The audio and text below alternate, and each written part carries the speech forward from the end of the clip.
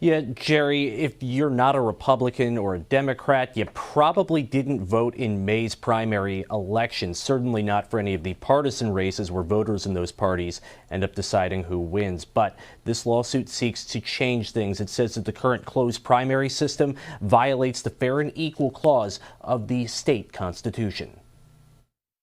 It shouldn't be causing one vote to be worth more than another. And David Thornburg, son of the late Governor Richard Thornburg, says Pennsylvania's closed primary system dilutes the power for some 1.4 million independent and third-party voters in the Commonwealth. What we're asking for is that the court declare the current section of the law unconstitutional. Therefore, independent voters should have all the same rights as party voters. Thornburg says how that scenario plays out could be up to the state Supreme Court, should they take up the issue under their King's Bench authority.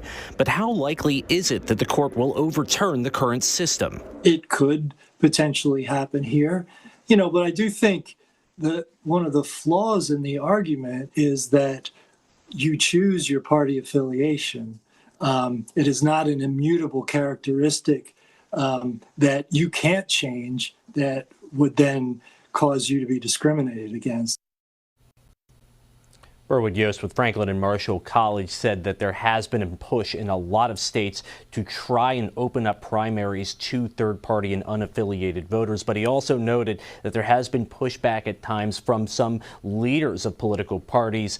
Essentially, the argument there being that these parties are organizations and are able to sort of set the criteria and rules as to how they choose their candidates.